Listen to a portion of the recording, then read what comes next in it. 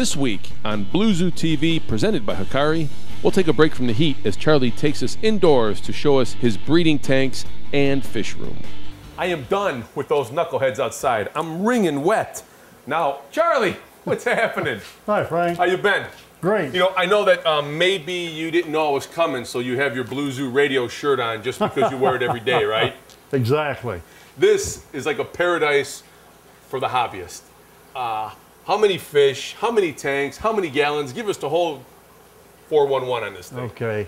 I think I have a little over 100 tanks, maybe 115. Thousands of fish, probably 2,000 fish. Gallonage, I'm guessing somewhere 3,500, 4,000 gallons. My biggest tank over here is a 300, and then I go down to 5.5 gallon tanks. How big is the room? Because it almost looks like the room was made specifically to be a fish room. It's 20 by 30, and I did build it specifically for a fish room.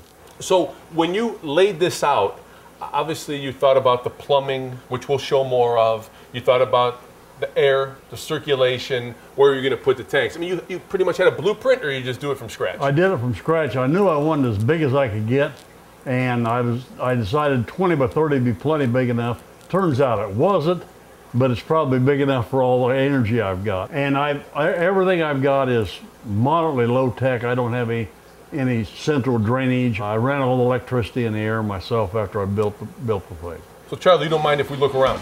Help yourself. We're going to take a real quick break. Tunze has been the world leader in high-tech aquarium ecology for over 50 years. Tunze products promote natural water conditions and movement in the closed environment of an aquarium. Find filter systems, circulation pumps, wave generators, and much more at tunze.com.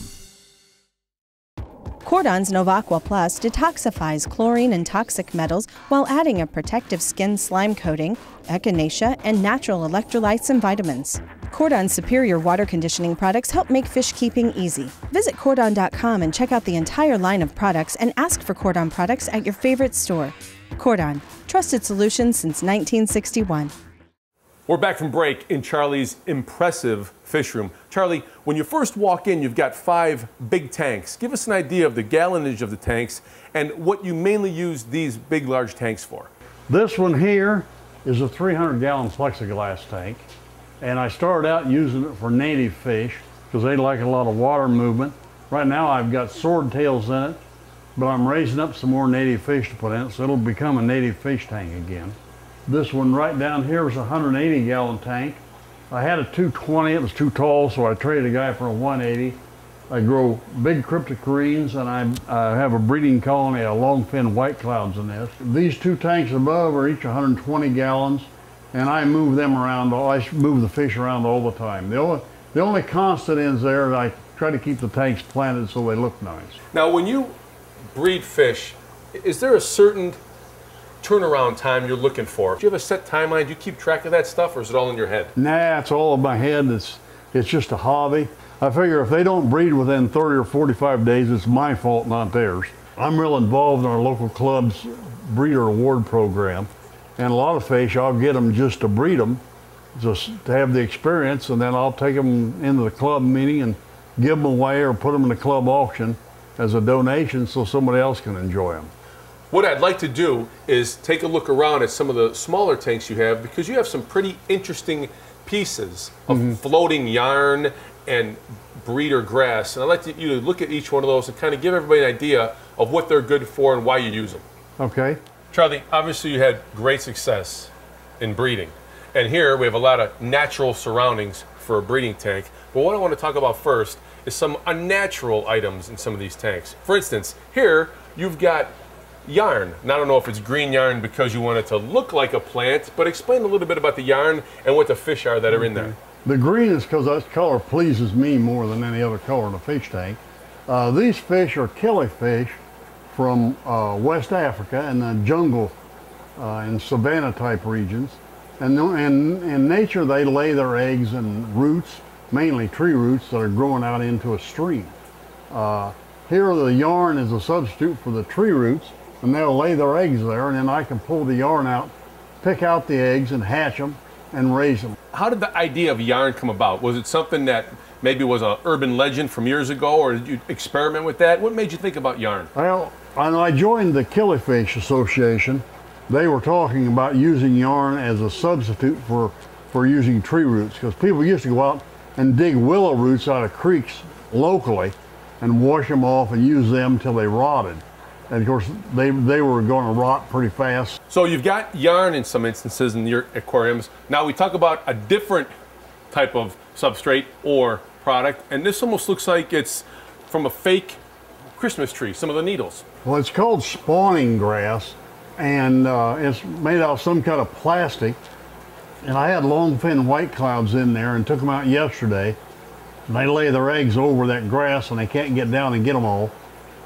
So I pull the adults after a couple of days, and then in 4 or 5 days the babies will hatch out.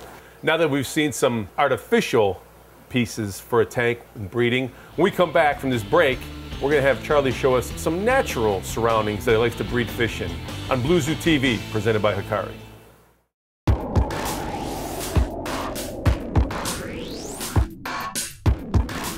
Hi, I'm Charley Grimes from Indianapolis, Indiana. I'm an aquarium hobbyist with 115 tanks, and the cornerstone of my breeding program happens to be Hikari frozen bloodworms. Hikari bloodworms are very clean, very easy to feed, and the fish absolutely love them. For a staple diet for breeders, a diet of Hikari bloodworms is readily accepted and will bring fish into breeding condition quicker than anything I've ever tried.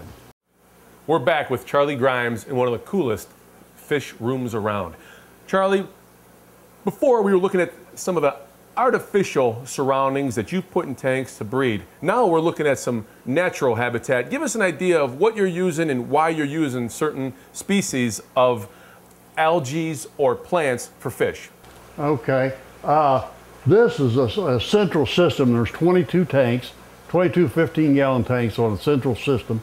And I just use well water, so the plants are plants that will prosper in hard water, because that's what we have here in Indianapolis. I use Java moss, and over here is a gigantic growth of Java moss that's just going crazy.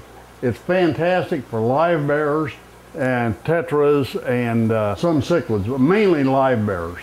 Charley, explain a little bit what a live bearer is.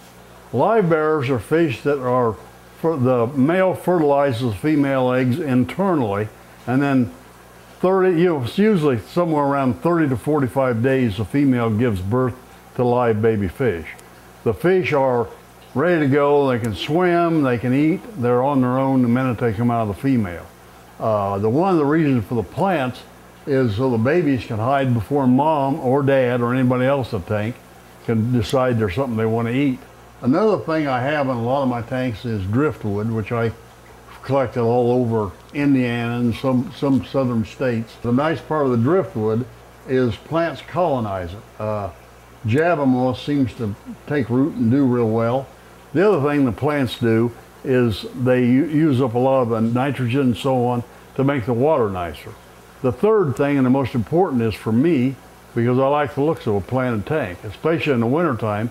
Here in Indiana, it's pretty ugly. So I can come out here, I've got planted tanks, things are growing, it's lit, it's warm. My wife doesn't come out here very often to bother me. It's like the ideal place for a guy to camp out. Let's be glad that the wife isn't home right now. Are any of these tanks that you have planted, do you have any CO2 throughout them? No, I do not use CO2. I use daylight balanced light bulbs and water and fish poop, and that's all I do to grow plants. On our next episode with Charley Grimes, we're going to talk about what it takes to build a state-of-the-art fish room. With Charley Grimes, Blue Zoo TV, presented by Hikari. To learn more about the show or to email us, go to bluezootv.com.